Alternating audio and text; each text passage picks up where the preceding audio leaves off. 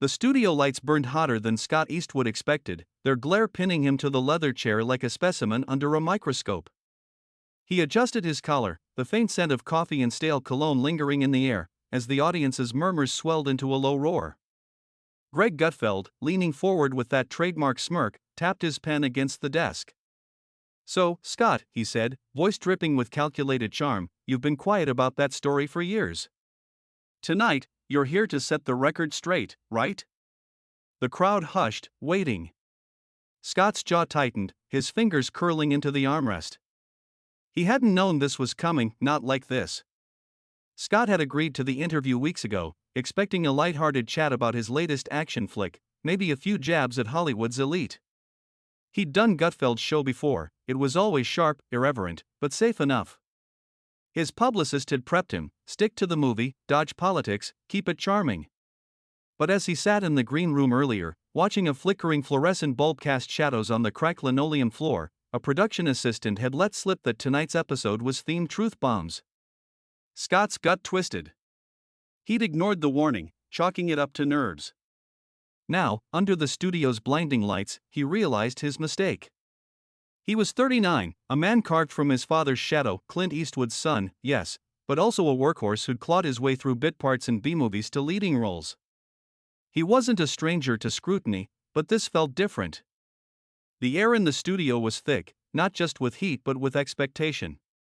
The audience, a mix of curious fans and restless skeptics, shifted in their seats. A woman in the front row clutched her phone, already recording.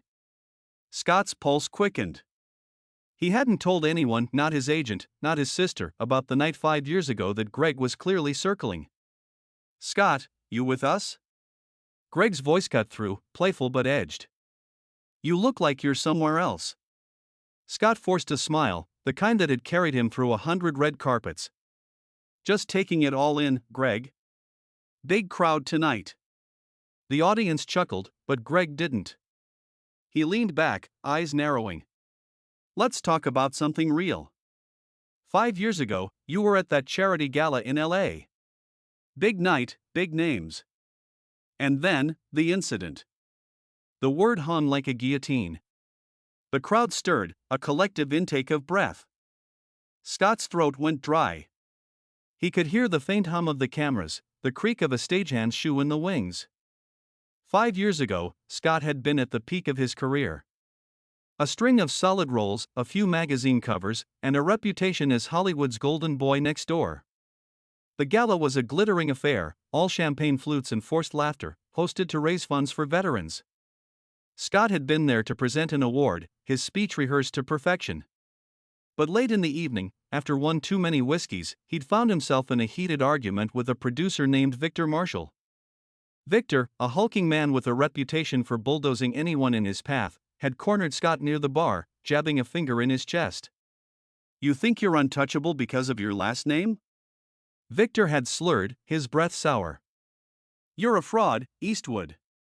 A pretty face riding daddy's coattails." Scott had laughed it off at first, but Victor kept pushing, his voice loud enough to draw stares. Then came the shove of Victor's hand on Scott's chest, hard enough to make him stumble. Scott's temper flared. He shoved back. Glasses shattered, a table flipped, and suddenly, the room was watching. Security pulled them apart, but not before a viral clip of the scuffle hit the internet. By morning, the headlines screamed, "Clint's son in drunken brawl." What the headlines didn't say, what no one knew, was that Victor had been harassing Scott's co-star, a young actress named Lila, all night. Scott had seen her shrink under Victor's leering gaze, heard her shaky voice as she tried to deflect his advances.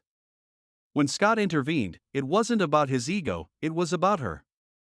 But the internet didn't care about context.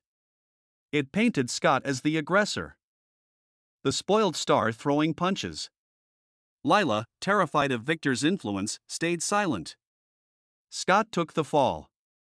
Back in the studio, Greg's smirk widened. "That clip's still out there, you know. People love a good meltdown. But you never told your side. Why now?" Scott's mind raced. He could play it safe, dodge the question, pivot to the movie.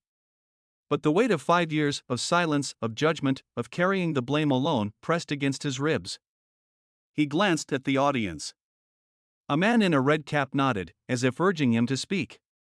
The woman with the phone leaned forward, her eyes gleaming. Somewhere in the back, a stagehand coughed, the sound sharp against the quiet. "I didn't talk about it because it wasn't just about me," Scott said finally, his voice low but steady. "There was someone else involved.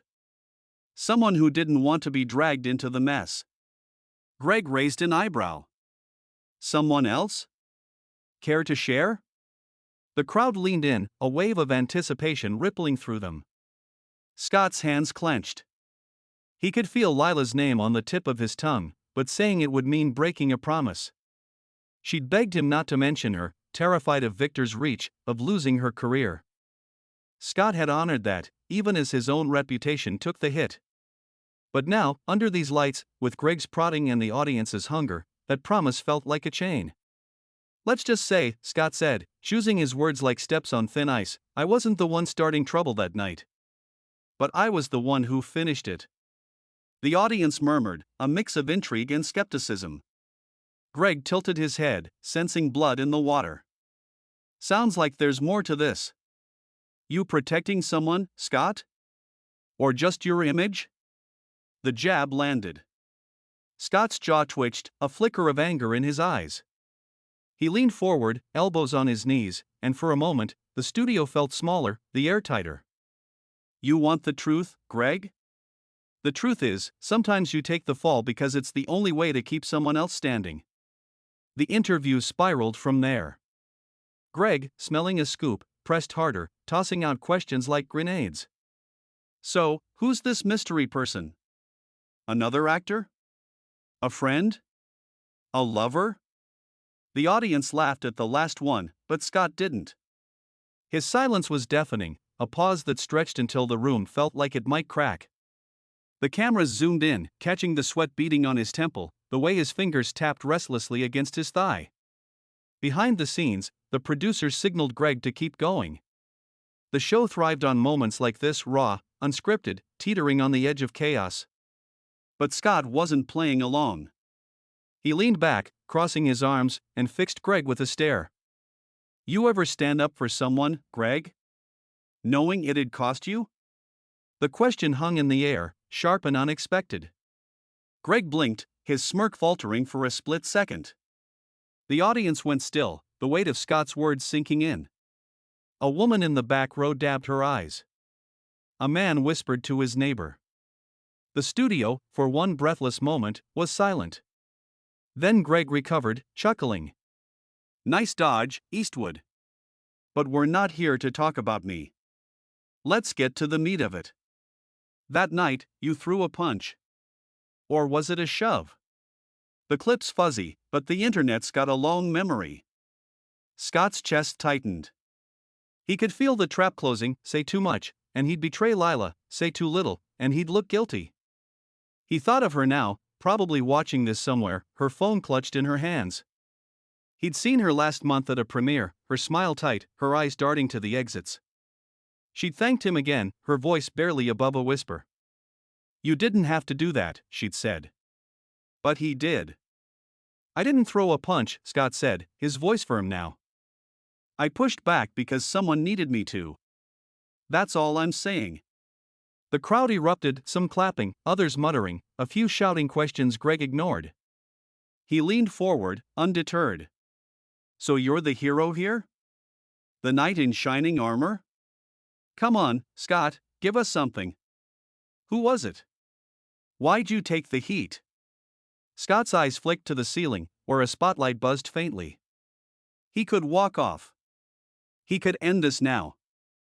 But then what? Another 5 years of whispers, of being the guy who snapped? He thought of his father, Clint, who'd told him once, "You don't owe the world your story, son. But sometimes, you owe yourself the truth."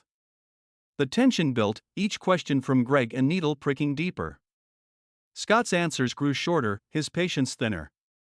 The audience was hooked, their phones glowing as they typed furiously, tweets, posts, hot takes. Then came the twist no one saw coming. Greg slid a photo across the desk, grainy but unmistakable, Scott and Lila at the gala, moments before the fight. She was laughing, her hand on his arm, but her eyes were wide, nervous.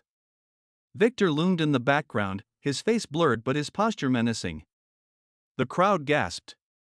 Scott froze, his breath catching. "Where'd you get that?" he asked, voice barely audible. Greg shrugged, all innocence. "A fan sent it in. Said it tells a different story." "Care to explain?" Scott's mind spun. He hadn't known that photo existed. Had Lila? Was she watching this now, her worst fear unfolding live on air? He wanted to scream, to rip the photo in half, but all he could do was stare at it, the memory of that night flooding back, Victor's taunts, Lila's trembling hands, the crash of glass as the room turned to chaos. "I'm done," Scott said suddenly, standing. The audience gasped again, louder this time. Greg's eyes widened, but he recovered quickly, waving his hands. Whoa, Scott, come on, we're just talking." "No," Scott said, his voice cutting through the noise. "You're digging for dirt. I'm not here to give it to you." He yanked off his mic, the feedback screeching through the studio. The crowd was on its feet, some cheering, others jeering. A stagehand hesitated, unsure whether to step in. The cameras kept rolling. For a moment, Scott stood there, the weight of every eye on him. He thought of Lila, of the promise he'd kept, of the cost of silence. Then he walked off, his boots echoing on the stage, each step a declaration. The studio fell silent, the kind of silence that feels like the world holding its breath. Backstage, Scott leaned against a wall, his heart pounding. His phone buzzed, his publicist, no doubt, furious. He ignored it. Instead, he pulled up Lila's number, typing a single message, "I didn't say your name." He hit send, then slid the phone into his pocket. The show went to commercial, but the audience didn't move. They were buzzing, arguing, some outraged, others moved. On social media, the clip of Scott's walk-off was already trending, split between those calling him a coward and those hailing him as a hero. The photo Greg had shown was everywhere, dissected, debated, memed. In the days that followed, Lila would call him, her voice steady for the first time in years. "I'm ready to talk," she'd say, and together, they'd piece together the truth, not for Greg, not for the cameras, but for themselves. But that was later. For now, Scott stood alone in the dim hallway, the distant hum of the studio fading. He closed his eyes, letting the silence settle. And in that silence, a single thought echoed, sometimes, the loudest thing you can say is nothing at all. A week later, Scott sat in his Los Angeles apartment, a cold cup of coffee in his hands. The TV played a muted rerun of Gutfeld's show, but he wasn't watching. His phone buzzed with messages, friends, reporters, strangers sharing his story. Some called him a hero, others a coward, but he didn't care. Yesterday, Lila had posted, brief and unflinching, telling her side of that night for the first time. Her words, quiet but firm, swept across the internet, silencing even the loudest critics. Victor Marshall hadn't spoken yet, but whispers of his projects being shelved were already spreading. Scott set the cup down and leaned back on the couch. Outside, the city hummed, but the room was still. He thought of his father's words, "The truth doesn't always set you free, but it gives you a chance to breathe." For the first time in 5 years, Scott felt like he could. Yet somewhere deep inside, a question lingered, unanswered. Was it worth staying silent so long for the truth to finally speak for itself?